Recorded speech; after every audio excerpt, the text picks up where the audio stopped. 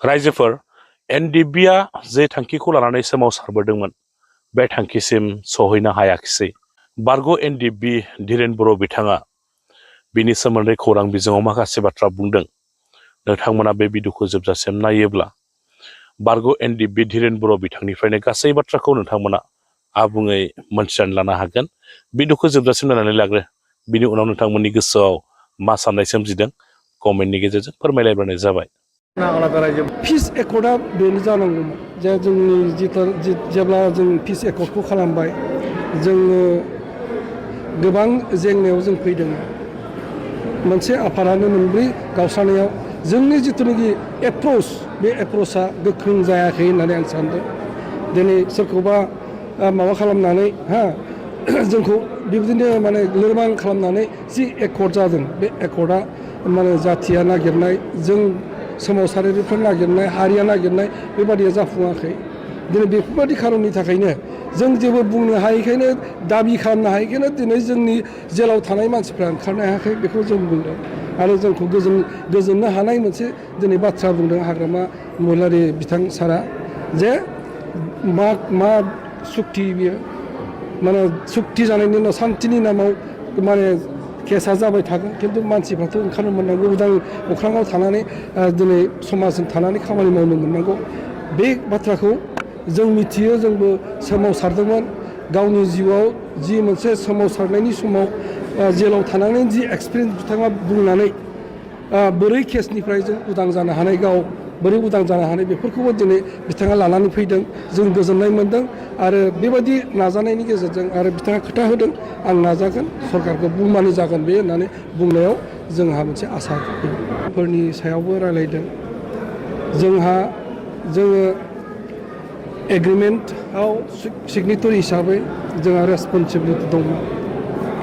जोङो दिनै बे एग्रिमेन्टआव थानाय बाथ्राफोरखौ जिहेतु एग्रिमेन्टआव फैबाय बेफोरखौ गासिबो आखरै जाफुंहोनायनि मोनसे दायित्वआ दिनै सरकारफोरनि आखायाव जायो। 5 बोसोर प्रमद बर'नि दैदेननायाव हयथ' माखासे नाजादोंमोन दिल्लीयाव थांनानै दिनै बायदिसिना सावरायनाय जादोंमोन, प्रेसार होनाय जादोंमोन। बिनि गेजेराव मोनसे मोननै बा जाफुंदोंमोनब्लाबो बिटिसिनि एकर्डनि स्पिरिट, बे स्पिरिटआ दिनै जाफुंसाराखै। जोङो जाफुंहोनांगोन, जोङो बेखौ जाफुंहोथारनांगोन। आरो दिनै बे सरकारा थांनायनि उनाव गोदान सरकार हाग्रामा महिलारिनि दैदेननायाव BPFनि सरकारा दिनै मा रोखोमै बा माब्रै दिनै बेफोर स्पिरिट बा एग्रिमेन्टनि स्पिरिटखौ जाफुंहोनो हायो बेफोरनि सायावबो गुवारै सावरायदों। जोंहा दिनै जेंनाया जोबनानै थाङाखै आरो बे एकर्डनि जि जाफुंसारै बेफोर दैदेनगिरिफोरनि सायाव सोनारगोन। जोंहा फोथायनाय दङ हाग्रामा महिलारि सार बिथाङा जि मोनसे एग्रिमेन्ट बेखौ एग्रिमेन्टखौ गोसो होनानै मावफुंथारगोन। दिनै जोंहा एग्रिमेन्टनि उनावबो 6 बोसोर जालांबाय।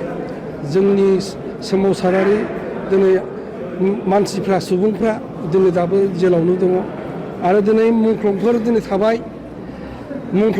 थाबाय, सोरबाया मोनबाय, सोरबा मोनासै। बायदिसिना जेंनायाव दिनै बेफोर गासिबो थालांजोब्बाय।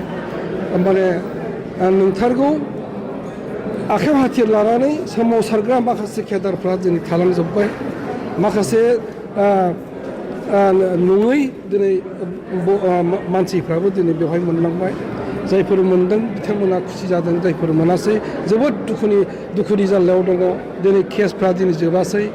एटलिस्ट केसा जोबाखैब्लाबो दिनै सुक्तिनि नामाव सुक्ति जाबाय जिहेतु बेखौ बिथा खालामनानै केसा सोलिबाय थागोन। खिन्थु दिनै बिथांमोना उदां अख्राङाव फैनानै बा दिनै बेलाव फैनाय मानसिफ्राबो केस गेलेनायाव जेबो जेंना जाया, कर्ट कासारि थांलांबाय थाया, बेबायदि मोनसे रिलिफखौ होनायमोनब्ला जोंहा जेबो उसुबिदा जायामोन। दिनै जोंनि सोमावसारग्रा बा दिनै दुखु खस्थ' खालामनाय सोद्रोमाफ्रा दिनै बेखौ सहायनांबाय थादों। आरो बेजों लोगोसे जोंनि जायफोर जोंनि बर' हारि, बर' समाज बिथांमोनाबो दिनै दुखु खस्थ'आव गोलैदों जोंनि एकर्डआ जाफुङाब्ला जों एकर्डनि गेजेरजों मोनाखैब्ला रायजो राजाफ्रा दिनै बोराबगोन गाबखांगोन आरो सोंखारिगोन बेखौबो जों दिनै नोजोर होनांगोन बेनिखायनो आं खावलायदों दिनै जिथुनाखि बे गोथार सान मोनसे सानाव दिनै बेबादि माने पिस एकर्ड एग्रिमेन्ट सानखौबो दिनै हाग्रामा महिलारिया गावनि बिबुंथियाव ओरैबायदि मोनसे गोजोननाय खोथा बुंबाय गासैबो दिनै एग्रिमेन्टफोरखौ फारियै सरकारखौ नारसिनबानो जों हागोन मावनो गोसो जाब्लानो हागोन जोङो मावबासो जागोन आरो बेखौ बेसेबां हायो मावलांनो आं नाजागोन नोंथांमोना क'पारेट खालाम नोंथांमोना दिनै बेबायदि इनिसियेटिभखौ माने लाबानो जाबाय जोंहाबो जिहेथु दायित्व दं जों बुङाब्ला जोंनो जुदि सानाब्ला रावबो मावनाय नङा ओंखायनो आंहा फोथायनाय दं आंहा मोनसे माने गोसोआव माने फोथायनाया बेनो जे जेरैखि जाया बे दानि आथिखालनि सरकारा बेफोर जेंनाफोरखौ बोस्रांगोन आंहा फोथायनाय दं